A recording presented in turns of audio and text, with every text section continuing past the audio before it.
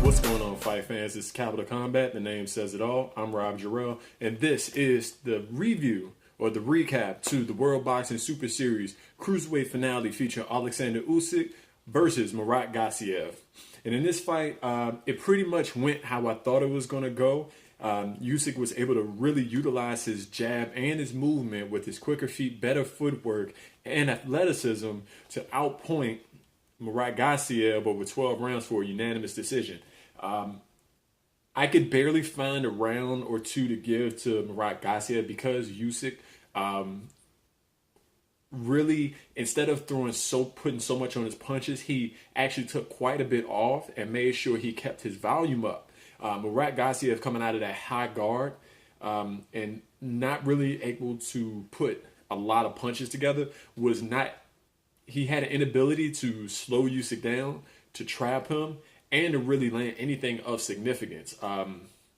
Usyk, that jab out of the southpaw stance and constantly moving to his right away from Murat Gassiev's power right hand, which Gassiev carries late in the fights very well, really helped him score. And the ability to work off that jab, going downstairs to the body, punch it through the guard, and counterpunching when Gassiev opened up, really made the fight for Usyk. But Murat Gassiev was not without his successes. They were just so few and far between that he could never really capitalize on them. I believe in about the 5th or 6th round, Gassiev countered with the overhand right.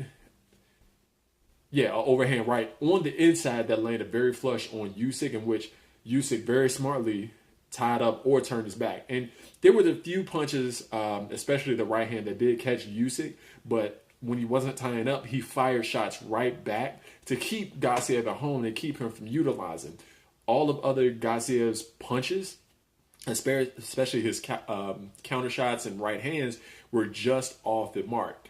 What he did do well in the fight, I think, instead of just throwing the right hand or countering, which he did need to counter the right hand, but he, at times, not very often, was able to slow Usyk or corral him with his left hook, kind of dipping his head to the left and throwing a wide left hook. While it always didn't land, what it definitely did was keep Usyk from constantly moving to his right. He just really didn't do it often enough, and he was pretty much relegated to following Usyk around. And Gassiev does not have quick feet. He's not super athletic. He has good cardio, great stamina, and good endurance, but that means nothing if you can't do anything. What I said in the preview was that Gassiev has to trap. He has to move with Usyk. Granted, that's easier said than done because Usyk, who's coached by Vasyl Lomachenko's father, who I actually think is the coach of the Ukraine national boxing team, does a very good job teaching his guys how to pivot and turn away from power shots. So Usyk was never there to be caught. And Murat Gassiev actually, I would say in the last 2 rounds, capitulated the fight to Usyk. I don't think he was ever really hurt, but when a guy's hitting you and there's nothing that you can do, and every time you open up, there's a possibility of you getting hit, you are discouraged from throwing back quite a bit. So he was trying to land those power shots. He really needed to put combinations together. He threw some soft jabs here and there, but Usyk would give him so many looks, kind of dipping, feigning to the body, and coming right back upstairs. I thought I saw him do a good job of feigning and coming up with the left hand. That really kept Gassiev from throwing. Gassiev in the second half of the fight probably should have went for broke. If he's going to throw that left hand, he's got to step and throw instead of just throwing and stepping forward. Usyk's going to see that all day, but when he kind of stepped or dipped and gave Usyk a look that he wasn't used to, he could throw it and then come right back over with the right hand. Gassiev has great power. I think when he does open up, he does a good job, but guys with that kind of movement are always going to give him trouble. Like I said in the preview, Dorticos, who was taller, longer, and just as fast as Usyk, definitely didn't have quite the same skill, was able to pretty much throw at will against Gassiev.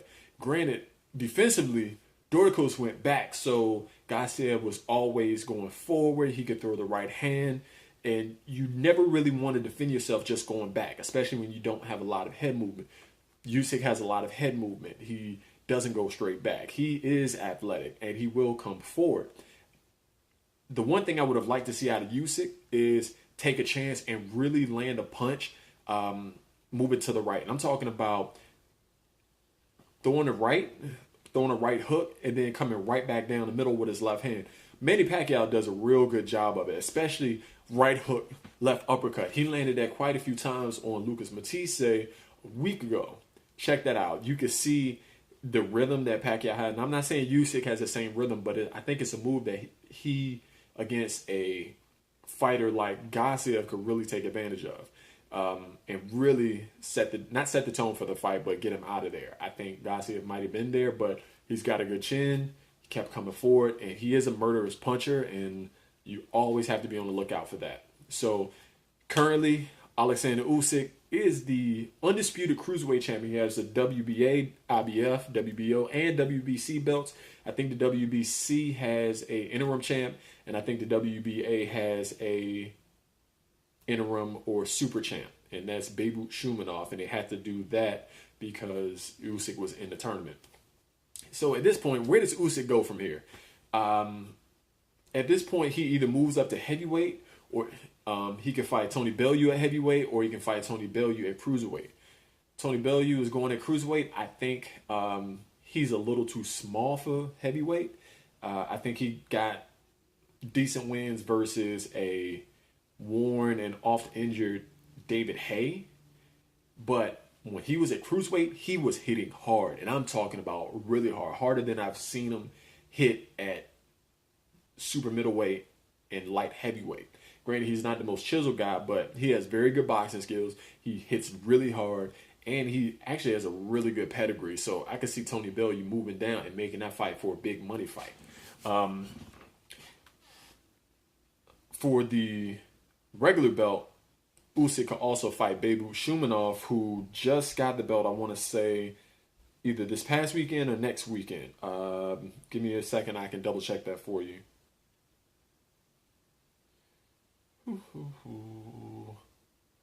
Okay, here we go. I don't have my computer, so I have my other phone. And it's moving quite slow. Connected to Wi-Fi, so you can pretty much tell how I'm feeling right now. So yes, Beirut Shumanov is the WBA regular cruiserweight champion, and Arsen Goulamirian is the WBA interim cruiserweight champion. Jesus Christ, WBA. I'm sorry. There's no other champions. It's just WBA, and we know how they are with their belts. Other than that, I really can't see him fighting anyone else. Usyk may have to move up to heavyweight at this point. Also, he has the Muhammad Ali trophy that was also given to the winner of the World Boxing Super Series. Give me 1 second. I can double check. So the fights that can be made for him, he can fight Tony Bellew. He could fight Andrew Tabiti, but Andrew Tabiti is with Mayweather Promotions as well as Premier Boxing Champions. I can't really see that fight being made. Maybe he can fight Maxim Vasilov, or yeah, there's really no other fights I can see being made at cruiserweight except that one. Maybe Steve Cunningham. Steve Cunningham's lightest fight if he gets another win, but that's neither here nor there. So that's the end of the Cruiserweight World Boxing Super Series. We still have the Super Middleweight finale that's featuring Callum Smith versus George Groves that should take place in the UK. That should be a good British bout that should have plenty of fans, plenty of money on the line, and bragging rights for that division, since Groves already beat DeGale and Callum Smith is there as well.